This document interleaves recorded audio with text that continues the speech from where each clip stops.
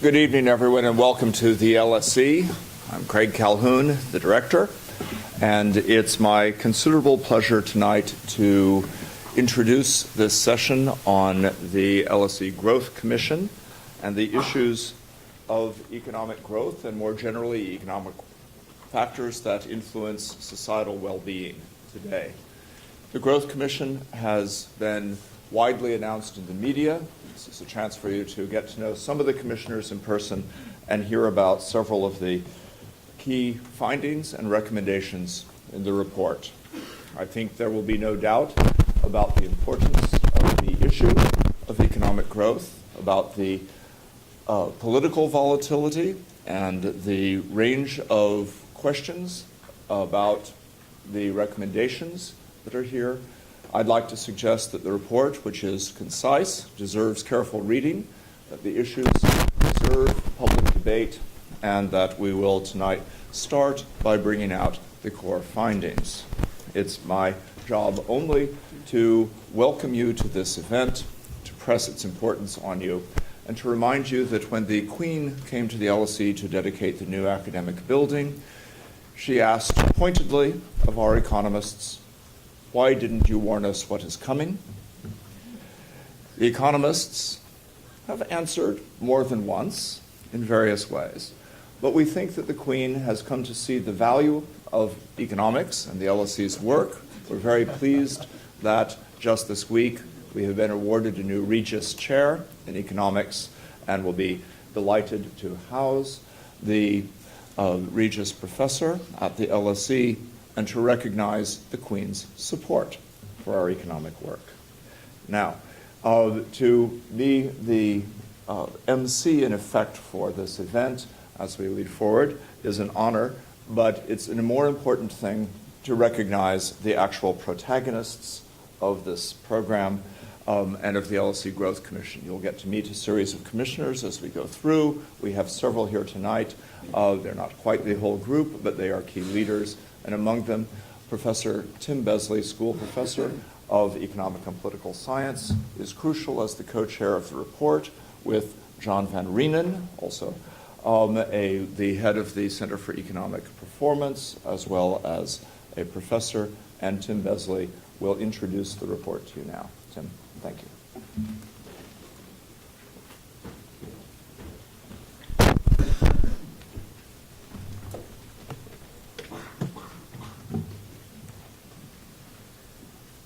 Good evening, everybody. So hopefully the screen will at this point change to the presentation. Is there somebody? Do I have to click down? Yes. Okay. So I'm going to. There we go. So there we are. There's the cover of our report. So what we're going to do is, as Craig has already said, we're going to have a number of commissioners present different parts of the report, and then we'll have a Q&A session at the end of that. What I'm going to do is just to tell you a little bit about the background and motivation for the report, and outline some of the key themes, as well as taking you through what we say in the report about how we got to where we are now, which we think is important in looking at the whole context of the growth challenges that we face. We should begin by thanking our funders, particularly the Economic and Social Research Council and LSE's Knowledge Exchange program that have supported, in particular, the Secretariat that has underpinned the work of our commission and has been extremely important, led by Miguel Coyo, who's here in the audience. Here's the cast of characters, a number of whom are with you and who will speak to various aspects of the report that John and I have co-chaired, but this has been very much a collective effort involving all of the commissioners, whose photographs you see there in the list of names. I won't just run through that pro forma, and for those of you who have copies of the report, you will be able to refer to that. Unfortunately, Lord Brown is not able to be with us this evening as he has another engagement. Chris Pisarides is also away, I believe, in Cyprus, and Philippe Aguillon, who's based at Harvard, is also unable to travel to London for this launch. But otherwise, you have almost a full set of commissioners. Why do we think we need an LSE Growth Commission? What was the motivation for setting this up? Partly, it was a feeling of frustration that the debate in the UK had got bogged down to a degree in debates about short-term austerity, losing sight, we felt, of some of the longer-term structural issues. And of course, those intersect, and this is something that may come up in the Q&A, but we felt it's important to look beyond the short term and to focus on some of the important long-term questions. Of course, there are numerous reports on growth. Some of them are depicted here. So why is it we felt we could make a distinctive contribution? Well, one thing we think we can do with the particular group we brought together is to be able to take stock of what's a considerable body of evidence on aspects of growth and to bring those to bear on the debate. We felt we would have something to contribute, in particular the work of the Centre for Economic Performance, which has been working on productivity and growth issues for a long time. Their work is very much influential in what we're doing here. And also the work of the Institute for Government, our partner in the Growth Commission, on issues of government reform is also an important part of the underpinnings, if you like, for what we're doing. The Commission has come from a broad range of backgrounds, some academics from the UK, and Philippe Aguillon, as we mentioned, from Harvard, but also people with considerable experience in business and in making policy. In other words, we wanted to create something that would be would represent and reflect a variety of different perspectives on these issues, rather than taking what you might call a narrowly academic perspective. And also, I think what's distinctive about this report is something that came up actually rather early when we asked, we had a launch meeting for the report where we had Larry Summers and Steve Nichols speak at that launch. And one thing that I think Steve in particular said is, well, there's been lots of reports on growth. Isn't the real question why nothing seems to happen after these various reports are launched? Well, we're having a stab at that question. One of the key questions we want to address is why things have not been fixed before. And we view that as very much a political economy perspective, and what institutions are needed so that we have something that is fit for purpose. So let me briefly tell you where we go with the report.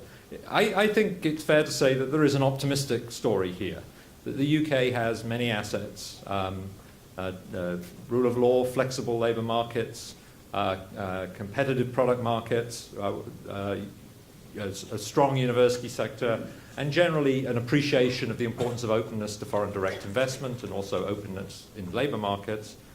And as a consequence of that, the UK had reversed the relative decline that had been experienced in a much earlier period, and I'll come back to that in a moment, over the last 3 decades. Where are the deficits? And I don't mean the deficits that get debated in austerity, I mean deficits in a more intellectual sense. They were in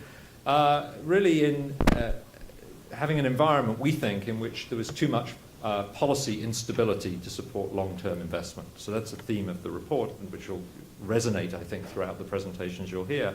But also a concern that growth has not been sufficiently inclusive, and many of you will be familiar with the fact that during a period of relatively strong and sustained growth, there's also been a period of rising inequality, and that, again, we'll talk about where that comes into our story later. So the fundamental issues that we raise here are issues of the failure to engage in sufficient long-term investment in a number of areas, in particular human capital, especially skills, mid-level skills, has been a long-term deficit in the UK. Infrastructure, especially in the arena of transport and energy, and in areas of private investment and innovation, and that's resulted in comparatively low levels of productivity. And so what we think is needed, and what motivated us to set up this report, is a manifesto for growth, and we think that's what we've produced. I think one of the things that you might be most struck by in our report is its brevity. There is a sort of generally reports that are produced by bodies like this one tend to produce reports which I suppose they want to be rated by their weight. We deliberately decided to produce a very concise report. Now, behind that, though, lies a great deal of work that can be downloaded from the website, particularly produced by our secretariat. So it's not that we're We hope that's not a reflection of the brevity of our thinking and the brevity of our work, but it's what we felt we needed to convey to you and to those who read it concisely in order to make our message digestible. Just a brief word on how we operated. We've essentially started the Growth Commission about a year ago. We've had a series of commissioner meetings in which we've exchanged ideas. We've had evidence sessions which are available for download on the web. They were live evidence sessions with questioning by commissioners. We asked for written evidence and got some extremely insightful and interesting written evidence from a variety of people. We have produced, as I just said, a variety of background documents as our thinking has evolved. And finally, we produced the report. I think one of the questions we're currently beginning to focus on is what next? What's the follow-on? Because I think another feature of reports like this and on any topic is that there's a risk always that it ends with the report. And we very much view this as being part of an agenda that needs to be followed up on. So let me, I think I've already said this, and I'm going to leave this to my fellow commissioners. The three big areas they're going to talk about are human capital, infrastructure, and investment and innovation. So I'll skip this.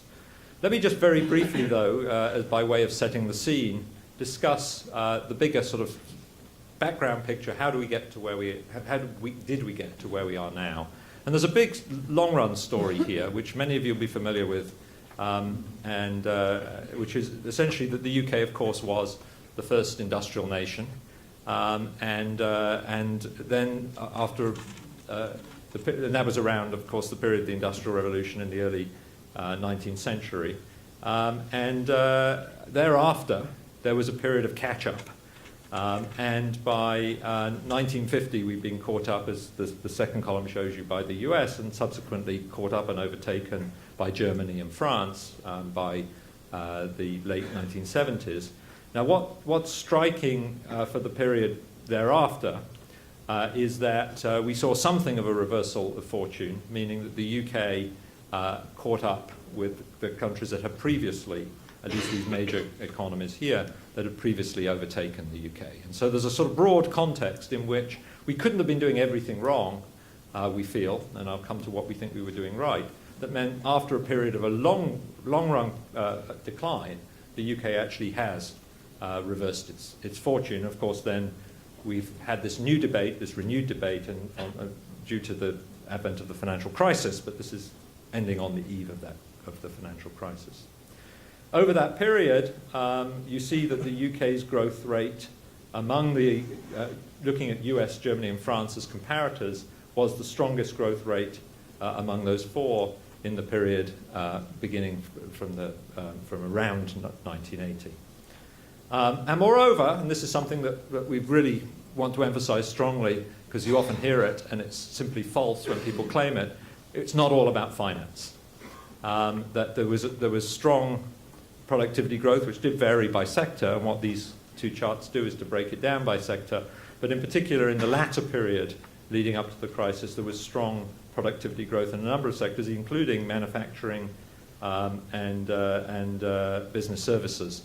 And it's not just a story of Britain being propped up or growing just because of what was going on in the financial sector. The productivity growth was broad-based, and we think that's important because often when you hear commentary on where we are now, people assume that the only reason we'd had a period of strong growth prior to the crisis was because of the financial sector.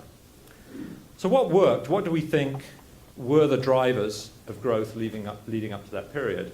The UK adopted a regime with tougher competition through privatisation, independent regulators and competition policy, flexible labour markets through reforms to employment services, benefits and union law, increases in university education. Britain had a very large expansion beginning in the 1960s, recognising the importance of frontier-level skills.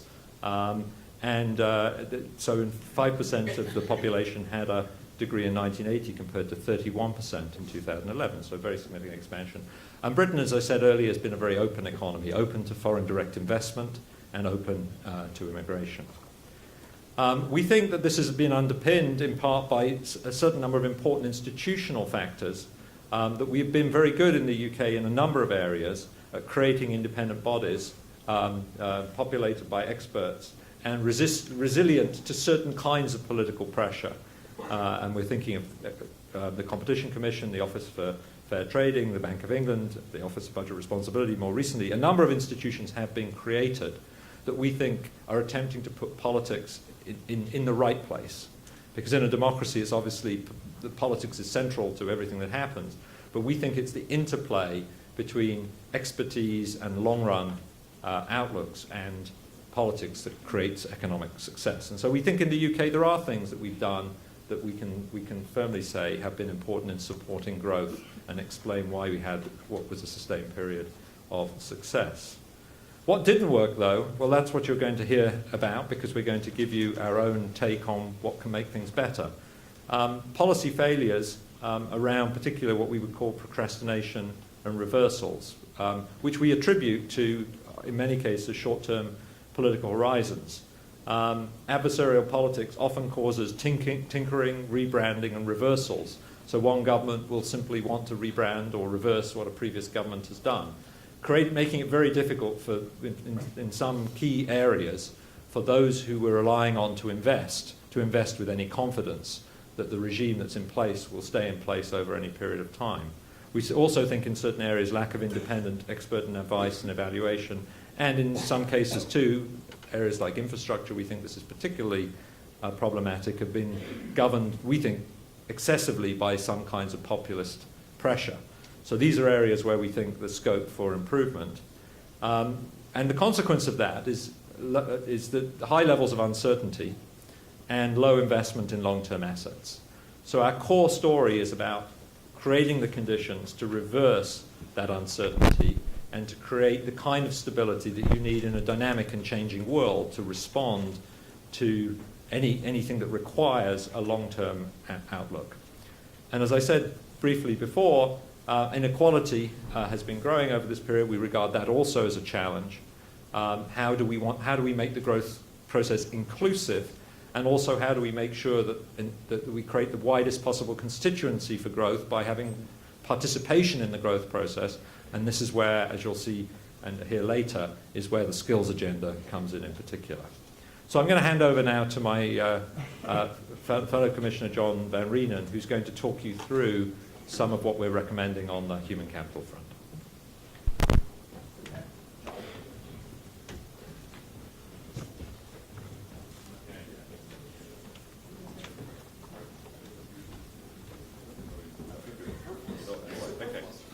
Okay.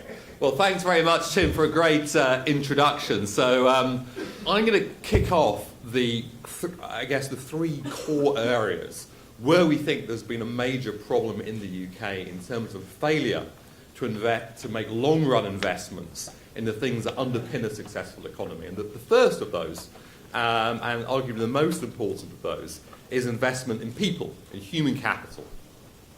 So why does this matter so much in a modern economy? Well, in the work which has been done on looking at the factors determining growth, one of the strongest relationships we've seen is between skills and growth, human capital and long-run growth. And there's lots of aspects of human capital I'm going to talk about, but I'm going to focus, and we focus on the reports, on compulsory schooling. Because in the long run, unless you get that right, you kind of improve the flow of kids going through schools, you're never going to deal with the overall problem of human capital. Now, what the literature tells us is, first of all, the focus that people generally have on the quantity of schooling matters. But the quantity is, in some sense, less important than the quality. It's what happens to kids in those hours they're there at school, in those years they are there at school.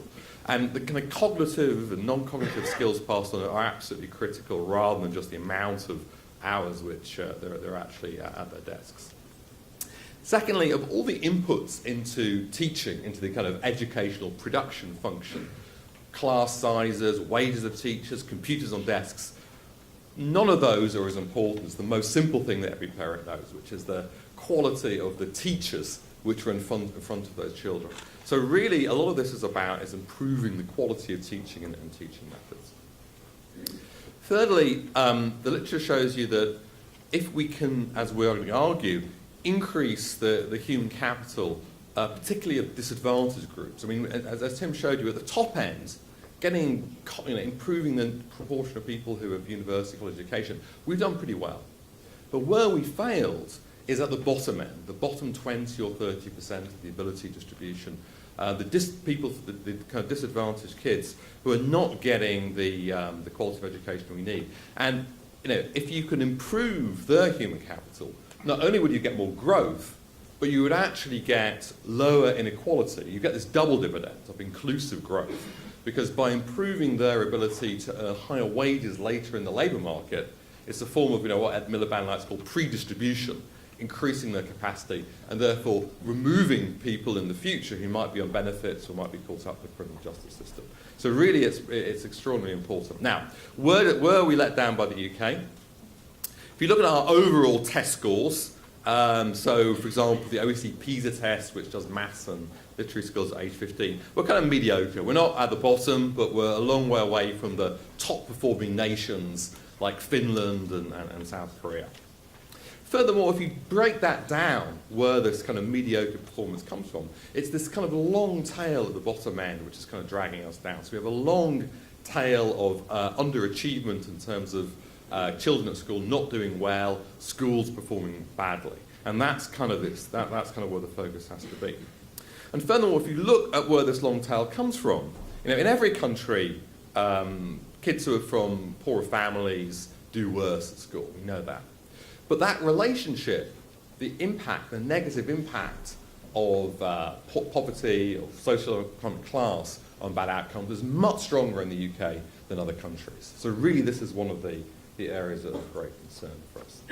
Okay, so what can we do about this? So we have a set of 3 core proposals of how we could change the educational system in this country to improve things.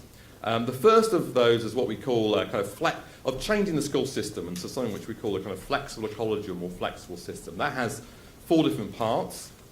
And the idea behind this is a way of spreading better practices, better teaching practices, better teaching around schools in a way which is much better than we're doing at the moment. So part of that is giving more autonomy to head teachers, letting principals and head teachers make the decisions rather than politicians in local authorities or in Whitehall.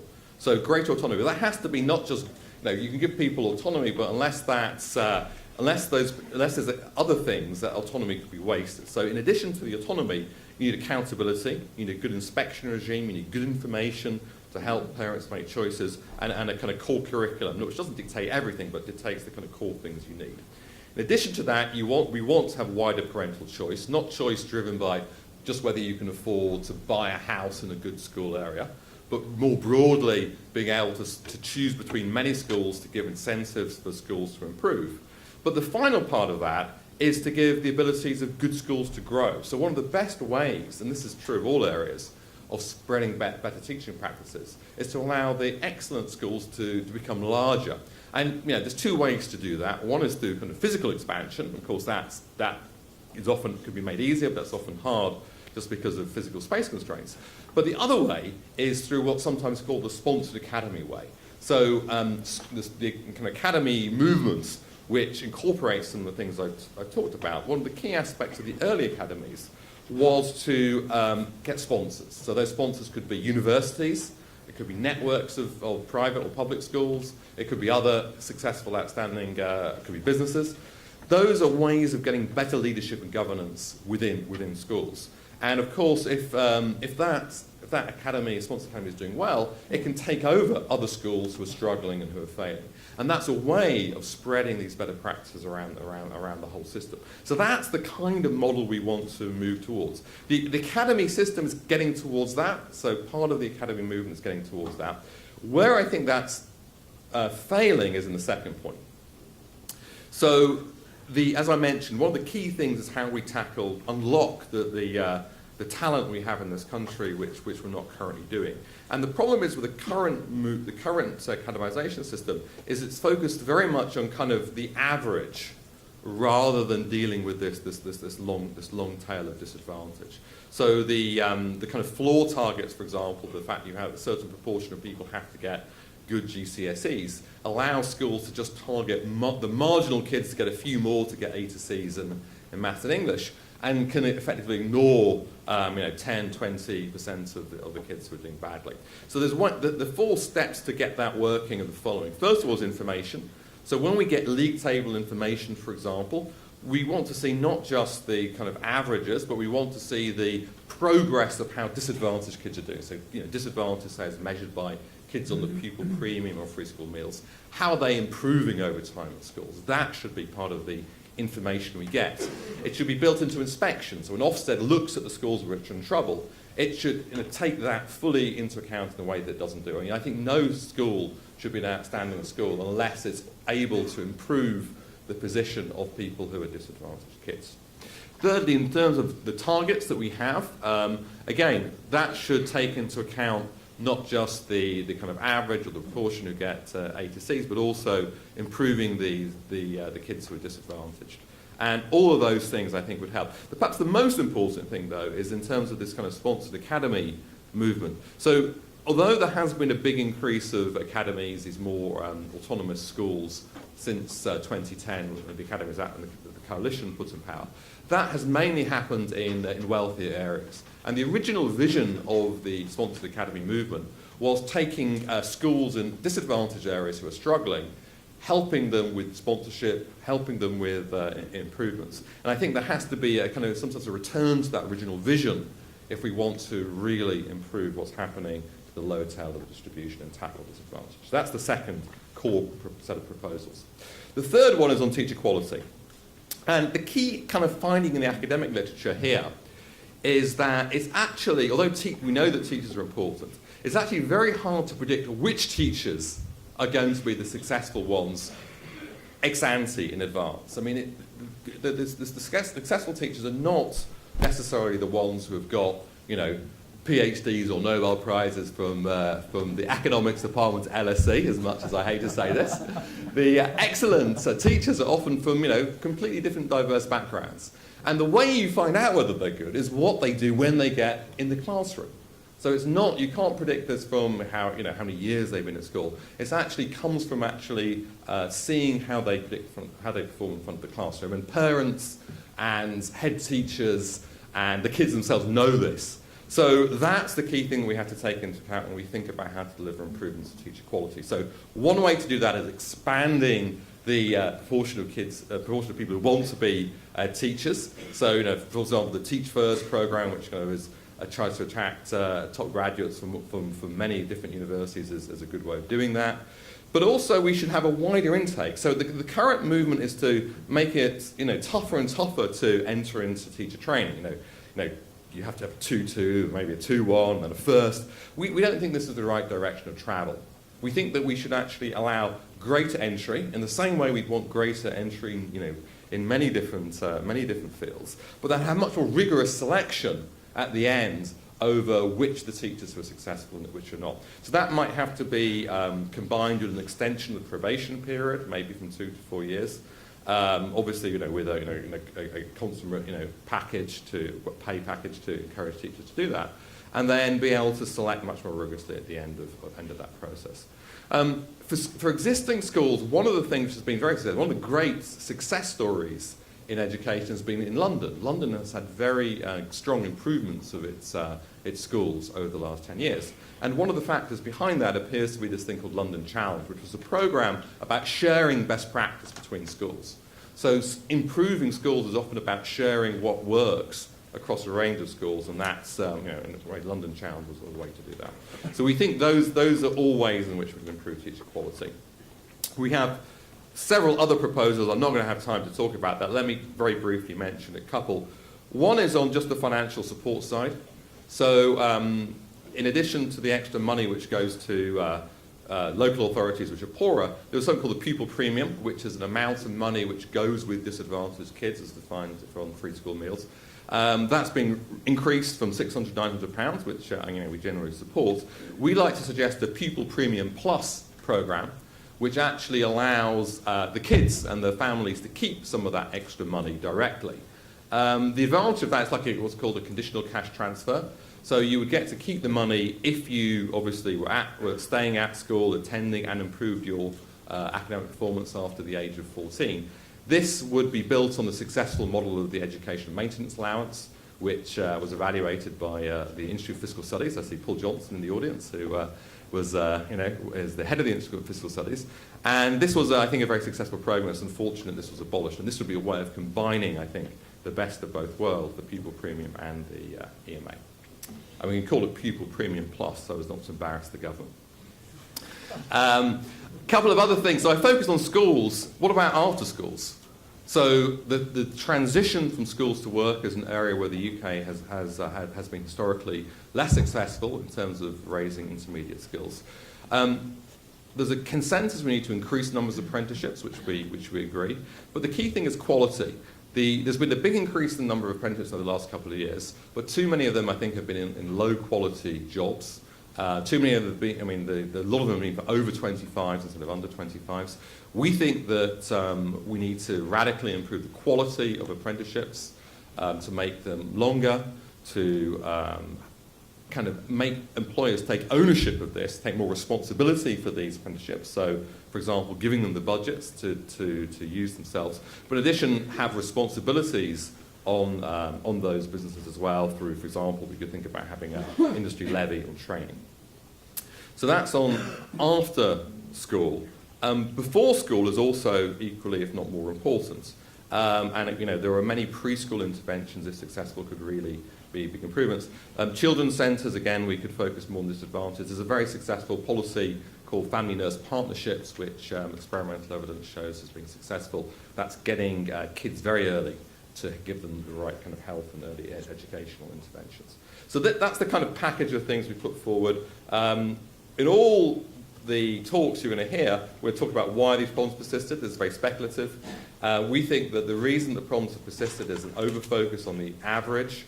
It's a natural focus for politicians having votes and the media, rather than those who are disadvantaged. There's too much emphasis given to the perception of policy change and differentiation because of adversarial political culture, and not enough focus on what works. And of course, there's vested interests who don't want to make these changes, which are going to upset people. I hope that what we're doing in the Growth Commission is trying to overcome some of those vested interests. So, people, the key resource, we have a vision of a more flexible school system with a focus more on disadvantage for growth reasons, not just because of social justice, so that's obviously extremely important, but also for raising growth and unlocking the talent that we're wasting in this country by not dealing with people who are at the lower end of the distribution, primarily through improving teaching, but also through this other complementary package of proposals. The gain is absolutely huge. People, there's various numbers flying around which are absolutely huge, but whatever the exact number is, there is a huge potential growth gain if we can get this human capital story right. Thank you very much.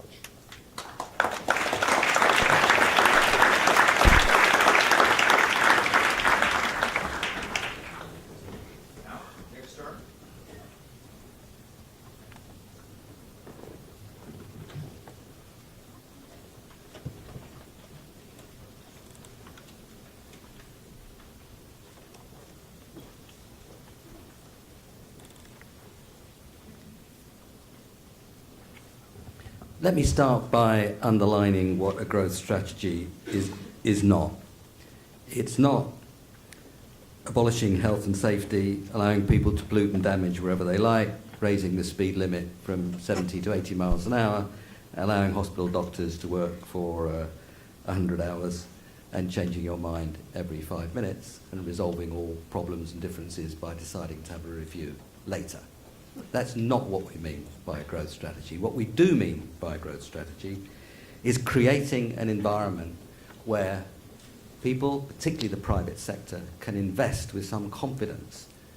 Total confidence not on offer. This is a world of uncertainty, but with more confidence about where the economy might be going in its key elements, so that they can make their investments in that context. Investments in people, in infrastructure, in innovation. I'll be talking about infrastructure. A weak infrastructure constrains growth.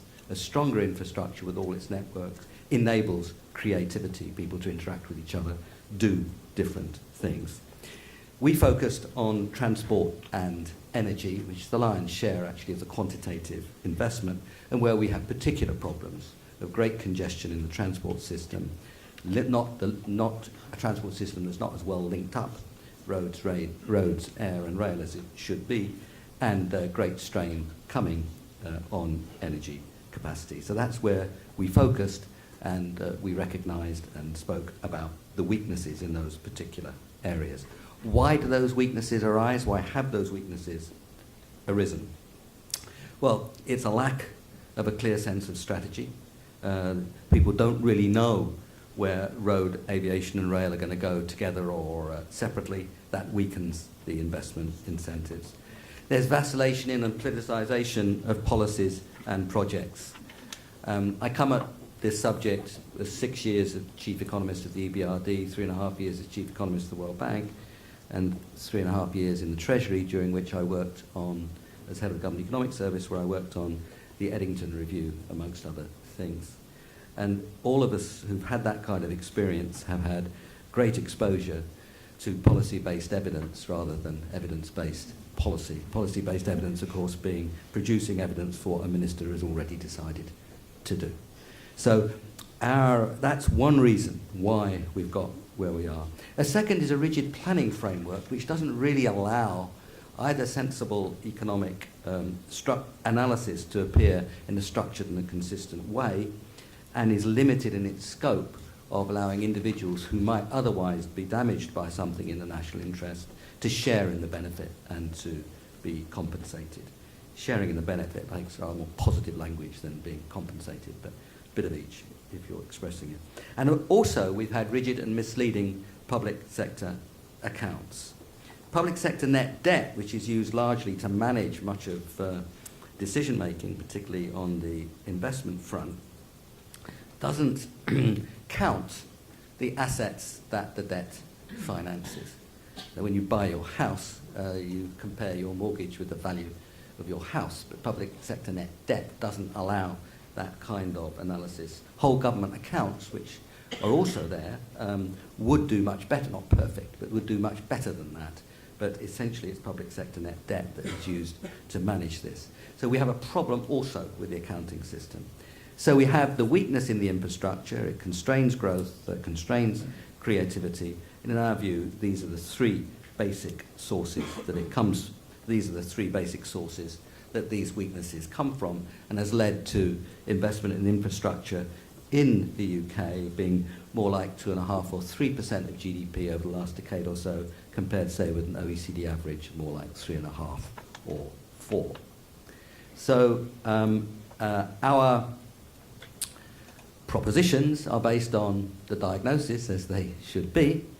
So here they are, and I like all the slide at the same time. So what we recommend is an infrastructure strategy board. Think of the MPC or think of NICE as independent bodies which are able to analyse carefully in the public industry, in the public interest, take a long-term view, and are accountable to Parliament. They give you some foundation for cross-party consensus, democratic in the sense that if you ask people what they would like to have to run their decision-making, those are the kinds of things they would point to. And if you pose the question, or do you want a politician interfering every 5 minutes, I think their democratic preference would be for this kind of structure. So long-term and expert analysis is, in my view, pro-democratic, not anti-democratic. An infrastructure planning commission, which would be more associated with delivery at the project level. It would allow serious and as objective analysis as possible. It would allow for the sharing of benefits of development, and there'd be no ministerial veto. We actually have a national infrastructure plan. It was revised a couple of months ago, but it's more like a to-do list with not enough real structure to it, and it's located in Her Majesty's Treasury, splendid organisation of which I was part, but subject, of course, to a ministerial choice influenced by the political needs of the moment under the Chief Secretaries of Treasury. We have an infrastructure planning unit, but that's in the Department of Communities and Local Government, and again, subject to ministerial intervention, maybe well intended at the time, but it is rather individual and can be capricious. Lastly, I should say that the examples of the kind of thing we have in mind on the Infrastructure Strategy Board exist in Australia, the kind of things we have in mind on sharing, say, the benefits of development exist in France. When they were building Charles de Gaulle Airport, they authorised 4 times the apparent value of the land as compensation. If you look at where nuclear plants are located in France, communities are competing because the community is so well compensated for allowing that. These are not sort of fancy LSE academic ideas. Well, they may be, but they also have strong examples. They're not sort of imaginary. So think France for sharing benefits of development, think Australia, Infrastructure Australia for Infrastructure Strategy Board. Lastly, Infrastructure Bank, think of the EBRD. I was there for 6 years, and I think it's a considerable success story. Why does it work? It's a bank to encourage mostly private sector investment. Its presence reduces policy risk. Governments in Central Europe and further east, where we were investing, are less likely to mess around with a project if the EBRD is involved, because it's got a repeated relationship, there's reputation at stake. Something of that occurs here too. The Brazil National Development Bank, the BNDES, again, the partnership with the BNDES gives confidence to those who are investing with it in future policy. So just its presence reduces risk. And the last thing I'd want to emphasise of what it does is the multiplier effect. What it can do is to partner with other investors, and it could multiply by 4 or 5. So this was a bank which was capitalised at 20 billion, could lend up to 50 billion, and then partnered with others by taking only 25% of the story, but giving all the confidence with it. You could imagine such a thing eventually investing up to 200 billion, which might be a ballpark, a half of what we need to invest in infrastructure over the next 10 years or so. Sometimes it's best to start small and work upwards, but it does satisfy numerically the need to give a major contribution to the kinds of things we're thinking about. So this is what it might look like, and it's about promoting confidence and transparency so that mainly private sector investment can move forward. Though the 2 things I did want to emphasise here in relation to this is that it's not a national planning board. This is not a Gosplan. This is about creating an environment where private sector investment can take place with greater confidence and more strategic sense than it does now. So it's promoting private sector investment, and for the reasons I've already given, I believe it's in many ways it's a structure that would be preferred in a democracy if you ask people the question, do you want these structures to look like this with long-term vision, or do you want them to fiddle around with every 5 minutes? Now, we did look at some other things. We looked at, this is where I'll finish, we looked at the fiscal accounting problem, which I've referred to, the importance of recognising assets and not debt, and not just the debt when you're managing capital expenditure and the debt associated with it. We did say quite rightly that road pricing is an idea whose time has come. It's the best way to manage congestion, and if used wisely, it can also be part of the story of raising a revenue stream for building. We spoke a little bit about housing, looked at some of the planning issues in a similar way to what I've just described. We looked a little bit at broadband, but basically we concentrated on transport and energy. Now, if we did go ahead, as I've just described, it's just possible we could lose headlines like this. Small sample from the last few months. We have not taken a position on HS2. We have not taken a position on runways at Heathrow. We would take a position on not wanting the lights to go out. But what we're arguing here is that what we should be trying to do is to give a clear framework for people to make an investment so that people can see where we're going, and then in that context, a private sector-led investment story would do things much better than we've done in the past. Thank you.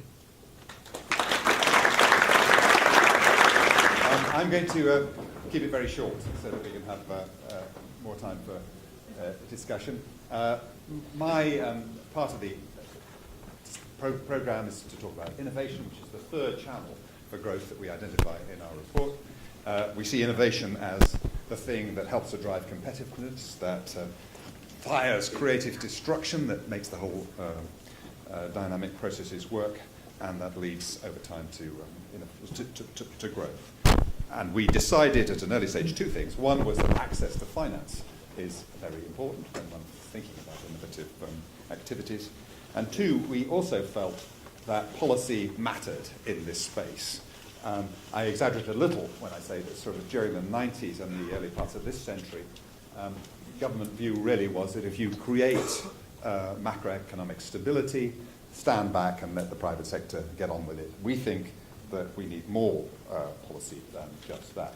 And we talk a lot about competition, market access, about the support for research and development and investment in intangibles, finance again, tax and regulation.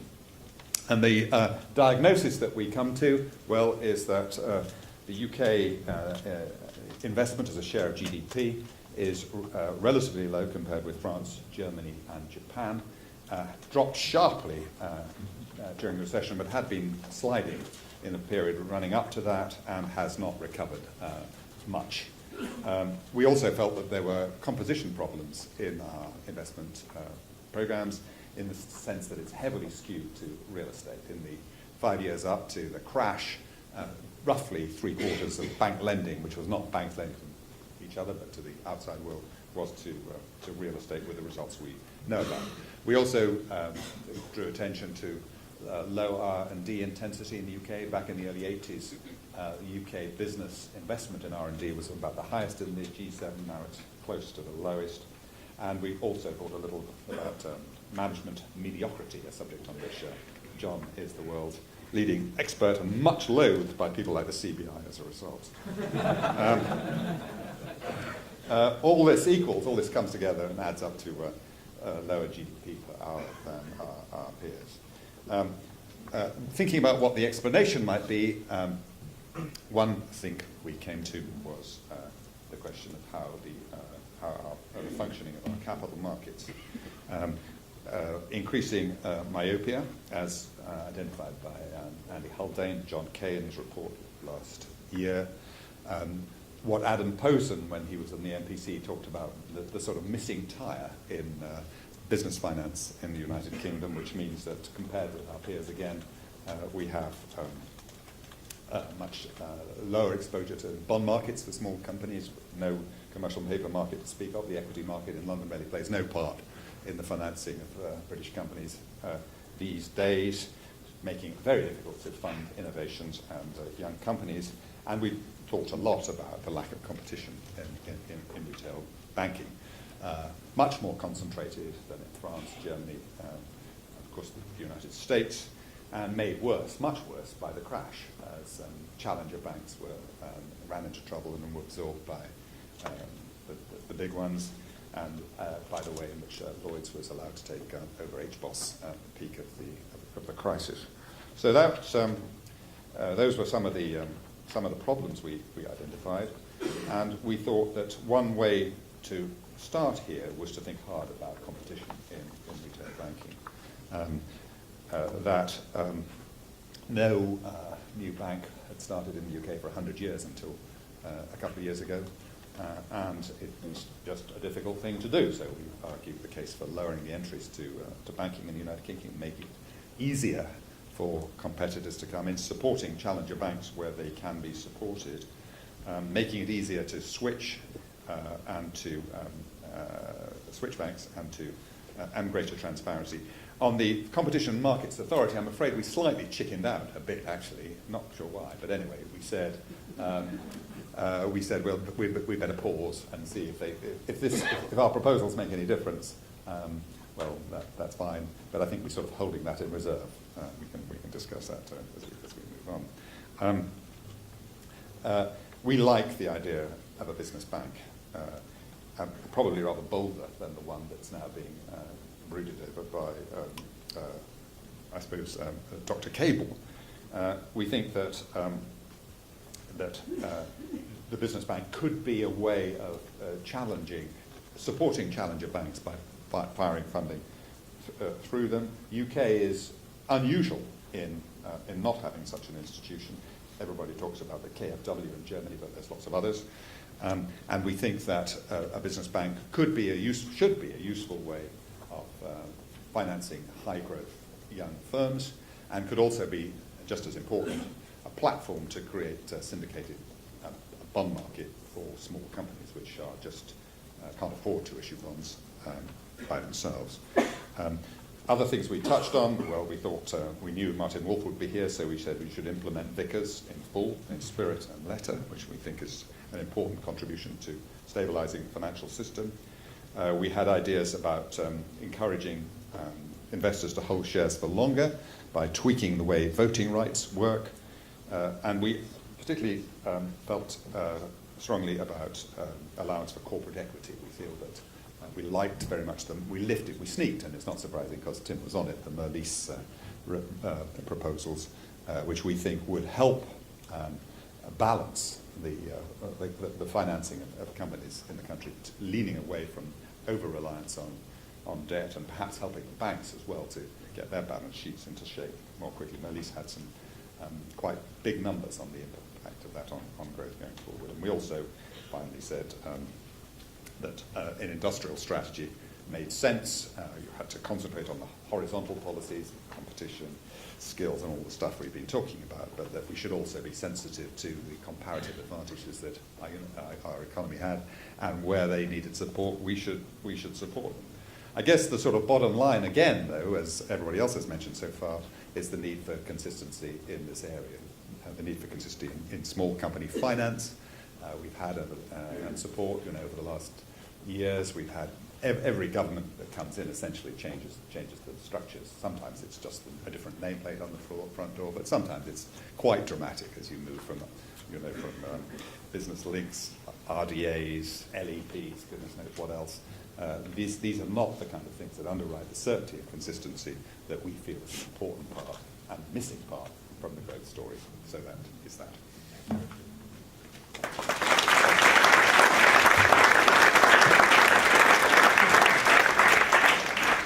Richard's admirable brevity matches that of the report as a whole. Francesco Caselli.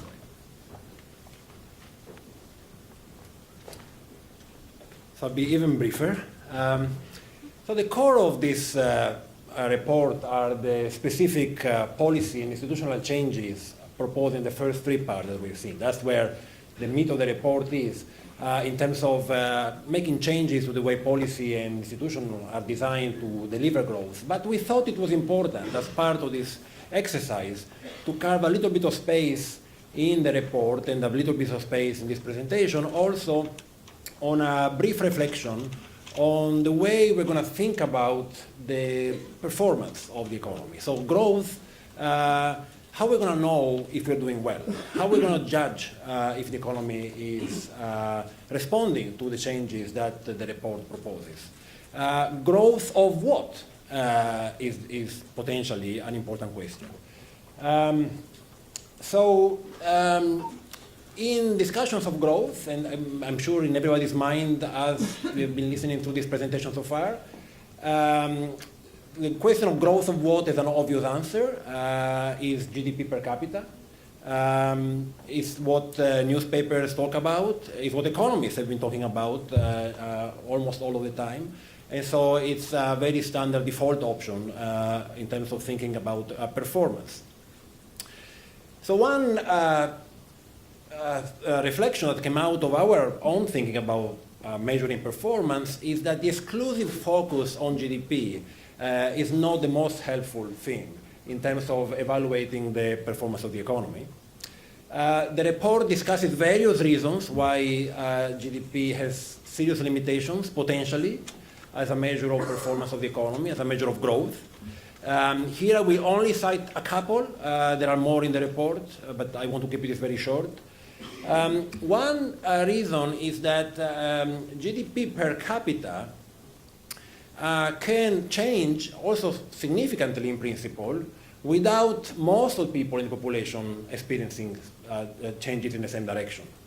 So one possibility, for example, is for GDP per capita to go up, also significantly, but that change in GDP per capita being only a reflection of what's happening at the very top of the income distribution, and most other individuals in the economy not experiencing changes in living standards. So it may be a distorted reflection of what happens to the typical person in the economy. Another reason why GDP is a limitation is that it measures production. It does not measure income. And income is a much closer indicators of living standards or things that determine living standards than production. So one suggestion that we make in the report is that in thinking about how the economy is doing and in judging the performance of the economy and in judging the potential impact to different policies, greater attention is given to another measure, which is median household income. And all three words are important: median, household, and income. So what's median? What does it mean?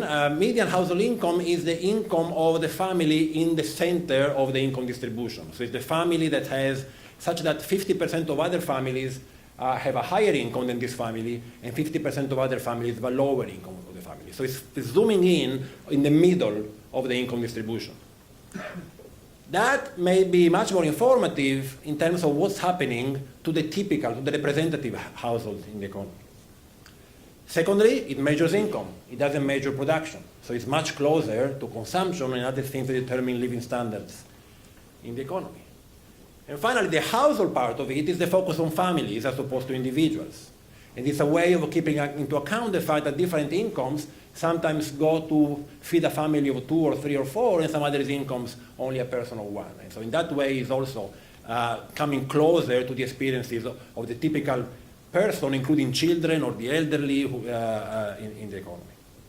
And so this all boils down to a recommendation or a hope that statistical agency may direct more effort and resources into producing timely, and I stress timely because it's extremely important to have timely measures of performance, so timely and accurate measures of median household income. The report goes into techniques that can be used to do this, and we concluded that there are no deep or fundamental technical impediments to producing more timely and more accurate measures of MHI. It's certainly not less timely or less accurate than GDP. So there is no clear, we concluded that there is no clear technical reason why GDP is easier or more timely than it.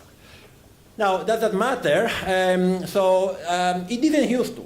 Okay, so this is GDP per capita, and it is median income in the UK over a long period of time. If you look up to around, the little thing that I work. Okay, so if you look at up to around the early years of 2001, 2002, it is the case that median household income and GDP per capita move fairly close together. And that's actually one reason why GDP used to be such a popular measure. I mean, we used to tell students, look, GDP sucks as conceptually. It has all these problems. But more or less, it moves with all the other things we care about. So it's fine to use GDP. We don't miss much. But look at what happened since 2001, 2002. We first have a period from about 2002 to 2007 where GDP per capita is growing very strongly. Okay, so you look at that and you say, wow, we are doing really well. But if you look at median household income, it's pretty much stagnating in that period. It's moving much, much less than GDP per capita. So it tells a very different story about those years in terms of living standards and how the economy is doing. And then perhaps even more strikingly, after 2007, actually they move in different directions. GDP per capita is falling, household income, this is good news actually, is going up. So I think we were right in telling our students 10 years ago, use GDP, it's fine, it's kind of captured what's going on. But that kind of somewhat lazy assumption that GDP tells most of the story is becoming less and less true. Okay, so that's the brief measurement intermission, and then Rachel for the conclusion.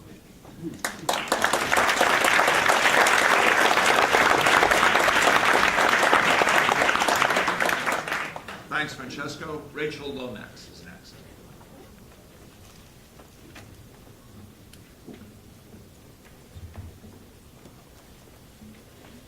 Well, let me wrap this up by, which is the thing we press? That's right. Bringing it back to the political economy of growth. A lot of the problems we've talked about tonight are pretty familiar. And the big challenge is the question that Steve Nicol posed in our first session, which is why don't they get fixed? Part of the answer has got to be that politics and institutions matter. If you think about other countries, it's blindingly obvious. I mean, you can't think of fiscal policy in the United States at the moment, or the speed and success with which the Chinese have built out their infrastructure, or the creation of the euro and its resilience in the face of manifest design flaws, without realising that political values and institutional arrangements make a huge difference, and that economists think too narrowly often about the problems of economic policy making. So the obvious question is, how does the UK's political and institutional setup constrain the policies needed to improve growth? Or to put it another way, how could we reform our institutions to improve the chances that we would tackle the problems that hold back growth? Well, the features of our political arrangements, I think, are pretty familiar, and they've been mentioned a few times by others. Short-term policy horizons, adversarial politics, very much amplified by round-the-clock media. A thing which perhaps we haven't said enough about is the fact that, compared with other countries, an awful lot of our infrastructure is privately owned. It's not state-run.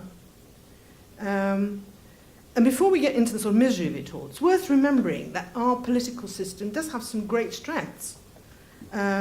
We have governments that are sensitive to public opinion, which not everyone in the world does.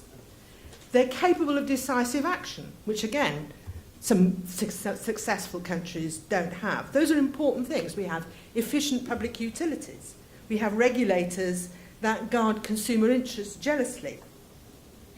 But I think from the point of view of long-term growth in particular, our arrangements have some serious downsides, and which make it difficult to implement the long-term investments that really matter for growth, particularly in the infrastructure field. And also for developing policies that are supported by evidence. I mean, Nick talked rather vividly about the two big bugbears of our present arrangements. One is policy risk, a decisive, an ability to take action pretty quickly and be responsive to public opinion. Pretty quickly, you can see how it feeds policy flip-flopping and retreats in the face of opposition and all the rest of it, and creates policy risk for investors, private investors, who are the people who really matter for most of our infrastructure, which inhibits investment. And the other is what we in the trade have always called policy-based evidence, which is politics, which policy making based on assertion rather than experimentation. So the fundamental weakness that we in the Growth Commission identified really was the failure to create a stable policy framework for long-term investment.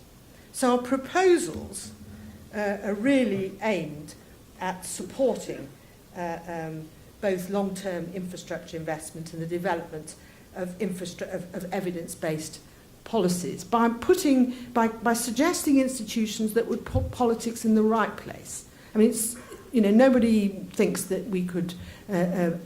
It would make any kind of sense to try and take politics out of the picture, but it needs to be in the right place. It needs to be politicians need to be making the strategic choices and setting the high-level objectives, and also more effectively possibly than they do at the moment, holding executive bodies to account. We've also had some suggestions to make about creating more capability at the centre of government. Modern governments need a centre that's capable of strategic direction and, importantly, in performance management. And all British Prime Ministers recently have been sort of thrashing around and reinventing the wheel in this particular space. And they tend to start from scratch each time with their policy units and their various units stuck around in the Cabinet Office. But, you know, that each time they start from scratch, they're not building institutional capital. We badly need a centre of government that doesn't look like the thick of it, you know, which is consisting of spin doctors and consultants.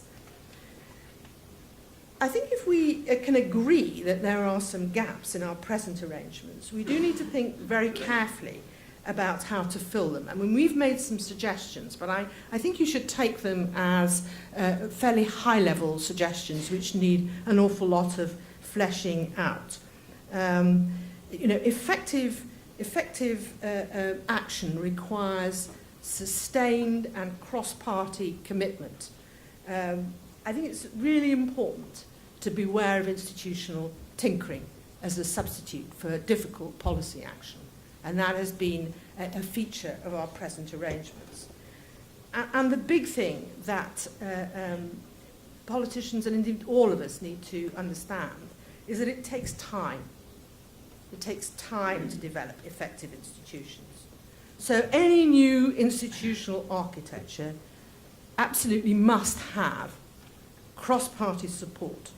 This politically driven cycle of creation and destruction, which we've tended to get into in recent decades, is immensely costly. So finally, and you'd expect this from someone with my pedigree and from a Growth Commission which has 3 ex-members of the Bank of England Monetary Policy Committee, I do think we should learn from the success of the Bank of England. It's nearly 320 years old. And it's grown by a process of pouring new wine into old bottles. What it does now is completely different from what it was doing 20 years ago, 100 years ago, 200 years ago. It is better to leave the institutions in place and change what they do than to constantly engage in a process of rebranding but leaving the same things done by things with different labels on them. So I think at that point we can leave it and get on to the questions. Thank you.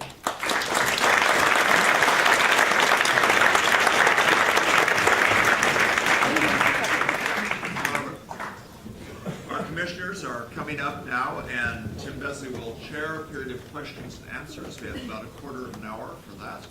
And we've got chairs for all of you here. Whichever you want. You want to take the other end? Or do you want me to get out of the way? Okay. Great.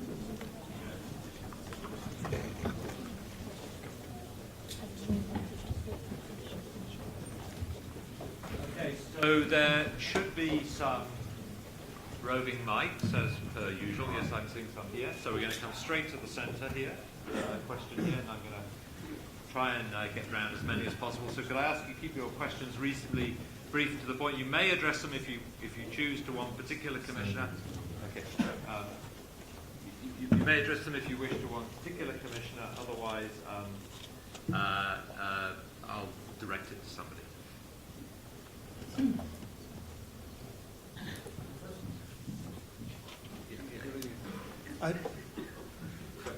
Jonathan Haskell, Imperial College. Could I ask just on the issue about referring the banks to the Competition Commission?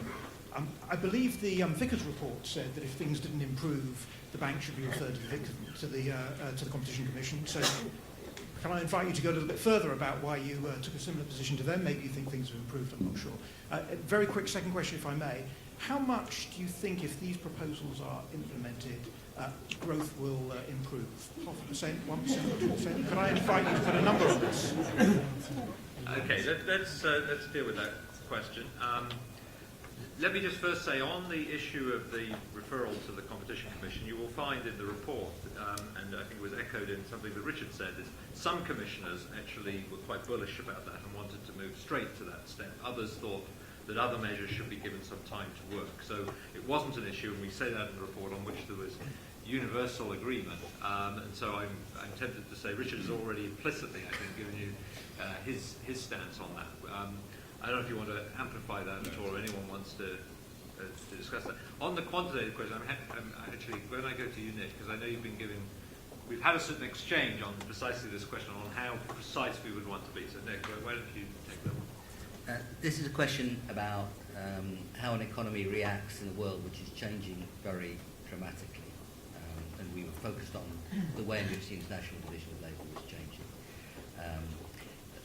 The crisis in Europe and so on. You have to set it in that context. This is not about long-run, steady-state growth rates. It's about what might happen to the British economy over the next 20 years or so. If you look at the empirical estimates of what the productivity of the kind of teaching reforms that John spoke about could be, just on that alone, over a 10, 20-year period, you could get something approaching 0.5% or so per annum over that period, kick upwards.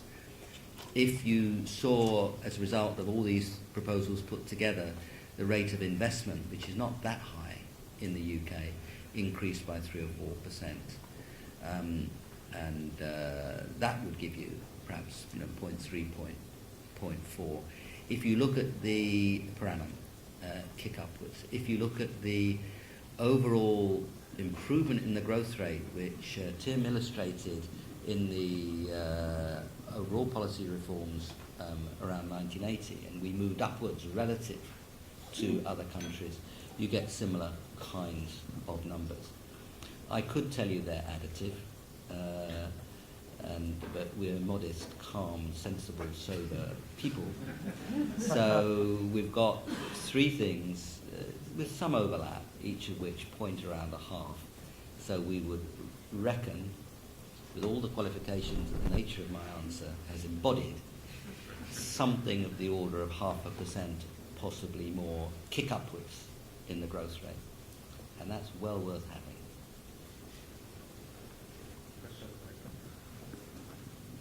Soni Kapoor, I run the think tank Redefine. Now, I don't know if this was intentional, but a strong message that came through was the UK is uniquely bad on skills, on infrastructure, on innovation, and on the financial system. And it also seemed to come through that you were attributing it partly to constant policy changes, adversarial politics, etc., etc. Now, given that that's the case, how do we compare with other countries that have 24/7 media, even more adversarial politics, even shorter political cycles? Are they doing better? And it's these 4 parameters you're talking about, they actually go much beyond just implications for growth, because innovation, skills, infrastructure, finance are so crucial to all aspects of the economy and society. So we're talking about something really fundamental here. Are we essentially saying, is the Commission saying, that the UK political system, which has stood us in good stead over the decades and the years, and a little bit of what you were saying, Mr. Stern, is not designed very well, is not adept for the 21st century, reality of the 21st century economy, in which case, rather than having these institutional innovations, which are partly addressing the deficiencies that exist, should we be not talking about something more fundamental? Is there a political system, for example, in continental Europe, you referred to Germany a few times, that is obviously superior? Okay. Yeah, so Rachel would like to have a go at that. Yes, because that carries on from what I was saying. First of all, I don't think we're saying the UK is uniquely bad at infrastructure, relative to other countries, at infrastructure, education, and so on. I think what we are saying is these are the problems that the UK has. It has some great strengths, but if you were looking for weaknesses which hold back growth in this country, these are the things you'd fasten on. 30 years ago, you'd have probably fastened on some different things, although I have to say the weakness on education is very long-standing. But if you were doing a list of what's the most important thing 30 years ago, you'd probably have talked about our labour market. You'd almost certainly have talked about our poor inflation record. We had weaknesses in education, we had problems in infrastructure, but they didn't seem so burning. In a sense, it's a sign of the success on those other 2 things that the agenda has moved on. So I think that's part of it. What was your other point? That's fine, that's a good answer. Is politics really break? No, as I said, I mean, basically it has some advantages, our system, but when it comes to creating a stable long-term policy environment, it's weak. You know, you take your choice. Hi, Faisal Shaheen from the New Economics Foundation. Whilst I'm pleased I don't have a really heavy report to take home, there is a danger in brevity, and I get a sense that there's a bit of an impression of a silver bullet, and I'm referring in particular to the problem of economic inequality and inclusive growth. Human capital alone and doing something about investment at the bottom end of the disadvantaged groups will not solve the problem of economic inequality. And I think that there's a real contradiction actually in the way that we're talking about UK flexible labour markets being a good thing. Because actually, when you look at the evidence of what has driven economic inequality, declining unions have been key to that drive in increases in economic inequality. So I guess I would question that and ask you to think a bit more about whether UK flexible labour markets are a good thing. Hey, John, do you want to take that? Yeah, absolutely. A couple of points. I mean, I agree with you in certainly one sense that just acting on human capital is not the complete solution to the problem of inequality. We still have to have a good system of redistribution through the tax and benefit system, which is important for propping up incomes at the lower end and giving assurance to people when times are hard.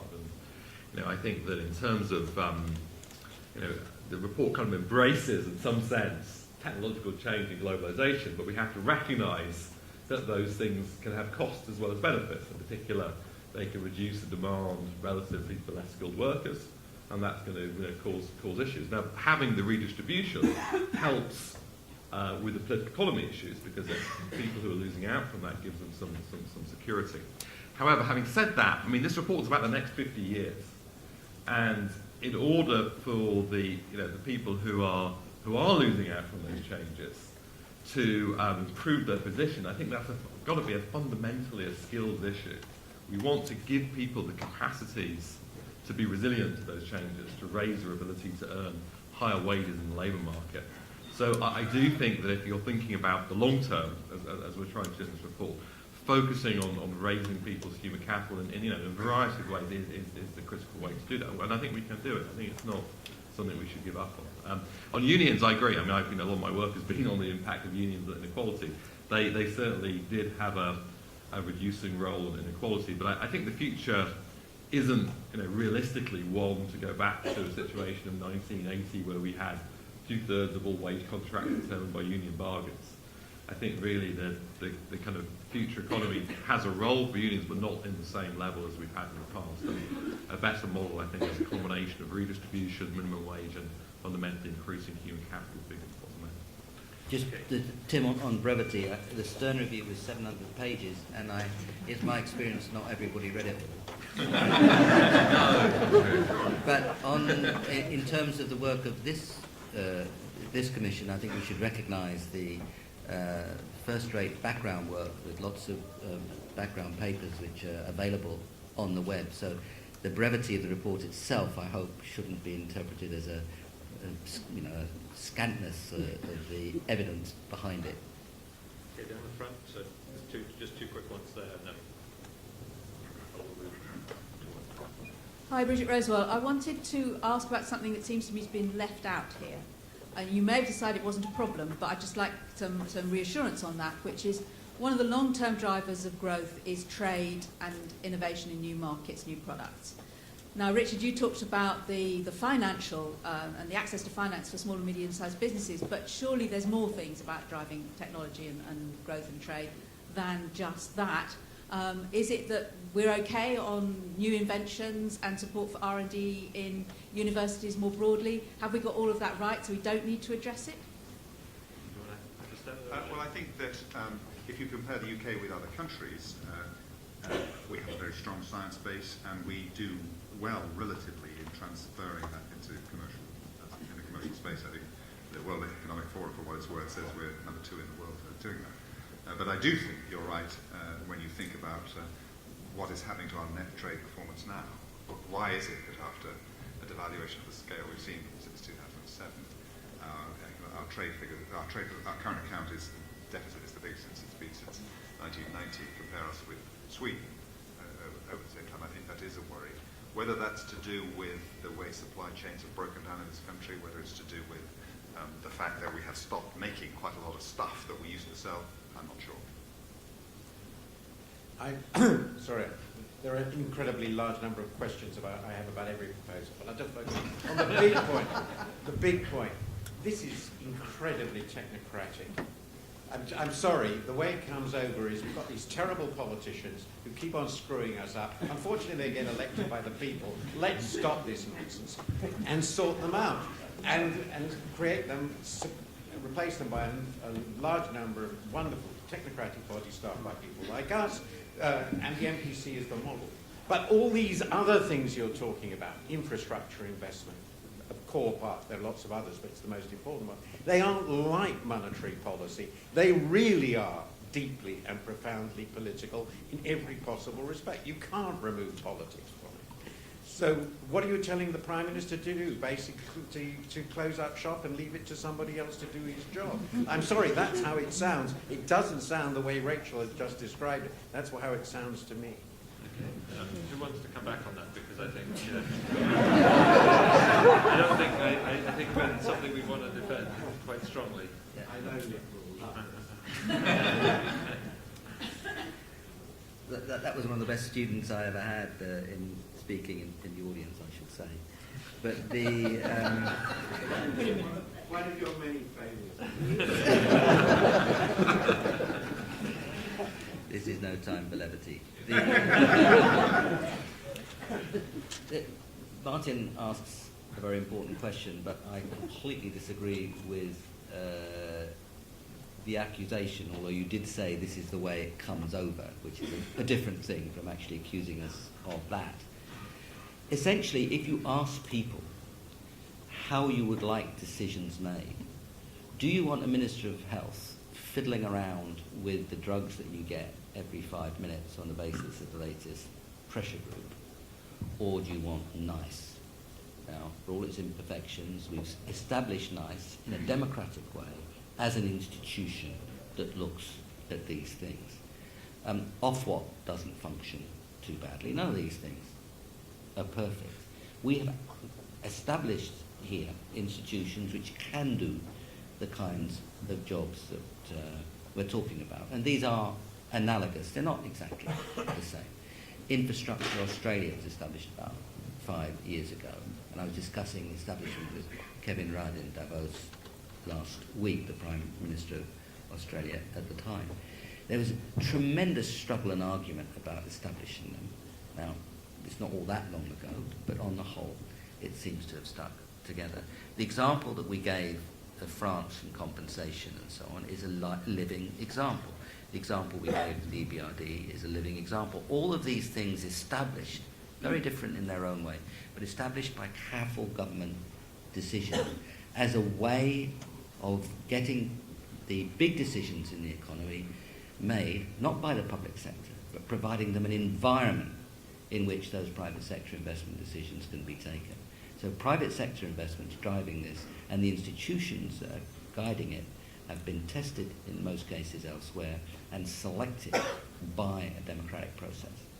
Can I just jump in? I mean, we'll have plenty of time to talk about this, but I always remember both Mrs. Thatcher and John Major seriously opposing the idea of making the Bank of England independent because interest rates were far too political, and there was no way in which you could take it away from Chancellor who had to be answerable for these decisions. People's views change. One reason why they were glad to get rid of interest rates was because it turned out that it was politically, if they thought that the political damage involved with moving interest rates was too great. And I would guess in the infrastructure space, they often find themselves in that position now. I mean, it's exactly the same timing consistency problem as it is with monetary policy. You've got long-term decisions that need taken by people who've got very short-term horizons and short-term incentives. But look at the Davis Commission. This is probably the right place to think about it. That is a set of decisions about the third runway at Heathrow, about airport capacity in the southeast, which the politicians want to distance themselves from. It's not just an exercise in long grasping a political decision. That is an exercise in the politicians trying to retreat to a safe distance So I think putting the politics in the right place actually applies in infrastructure as well as in monetary policy, and you don't know till you've tried it whether it will work. Okay. Is there any question from the upstairs? So let's go to somebody. I see one hand up here. And then we are, as ever, unfortunately going to disappoint some people who do have questions because we have a limited amount of time. I'm going to look at our leader here on the end. He's going to tell me when we have to stop. Hi, I'm Zach Wilcox from the Center for Cities. I noticed that there wasn't much of a spatial element to the report. Nothing about north-south divide or anything to do with leading and lagging places or cities versus non-urban areas. And that could really link into regional systems of innovation and cities. I was wondering if there's any merit to adding a spatial element to this report. John, do you want to comment on that? Yeah, I mean one of the facts is that the north-south divide. There are spatial differences in economic performance, but within any region, that the variation is much bigger than it is between regions. So we've kind of focused more on the kind of national problems because of the fact that we see that the variation of any kind of block you look at is very great. We do have some proposals on space. So, for example, one of the things that the set of infrastructure institutions that we put forward could do would be to allow local coalitions to come together to make proposals to change things. To say, Cambridgeshire local authority, as they do, want to build a new town, have infrastructure around that. They would get together with local enterprise partnerships, other kinds of groups, make proposals to the new architecture infrastructure we have to make changes, and that's one way I think we could try and get some local initiative going. So although the focus is more national, there are some proposals particularly around space. Okay, I think we're going to wrap up. I'll just say one thing in closing, which I think is a reflection of some of the questions that we've had, that we are very keen that this report be the beginning of a conversation around this very central long-run set of issues that and therefore, all the questions that have been raised, I think, are very germane to how we take the agenda forward. We hope that this report isn't just buried and forgotten, that it will be a living and something that will influence the debate into the future. So Craig may want to close proceedings. Thank you all for coming, and please join me in thanking the Growth Commission.